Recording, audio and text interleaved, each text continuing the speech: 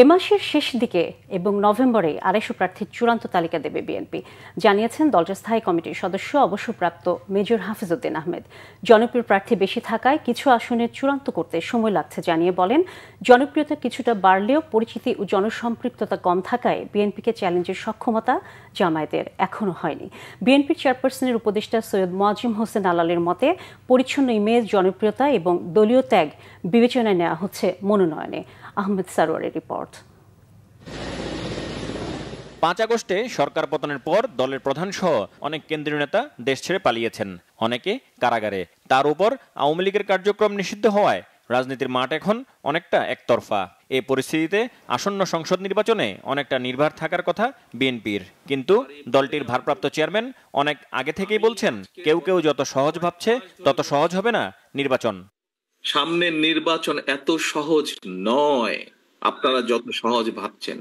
এমন অবস্থায় বিএনপির নমিনেশন কারা পাচ্ছে তা নিয়ে রয়েছে নানা আলোচনা।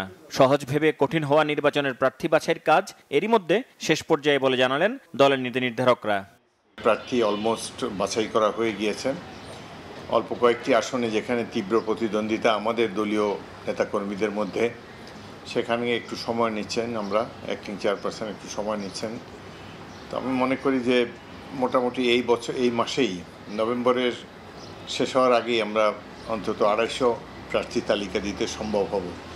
কয়েকটি তালিকা আমরা রেখেছি আমাদের শরিক দলের জন্য, যারা আমাদের মিত্র ছিল, যুগপৎ আন্দোলন করেছে, তাদের জন্য কিছু আসন আমরা রেখেছি। ত্যাগী নেতাকর্মী যাদের হয়তো অর্থবিত্ত বা সম্পদ ওইভাবে নেই, কিন্তু জনপ্রিয়তা এগিয়ে রয়েছেন, এই দুটার মিলের মাধ্যমেই তো হবে। একটা ফুলের বাগানে তো সব ফুলে ঘ্রাণ থাকে না, কিন্তু বাগানের সৌন্দর্য তো সব রকমের ফুল মিলিয়েই। সেই সমন্বয়টা বিএনপি অতীতেও করেছে, এখনও করবে। গণ অভ্যুত্থানের চেতনা ও নতুন প্রজন্মের প্রত্যাশা সামনে রেখেই প্রার্থী বাছাইয়ের কাজ চলছে বলে জানান বিএনপি নেতারা। বিবেচনায় থাকছে ব্যক্তিগত ইমেজ ও সাংগঠনিক দক্ষতাও।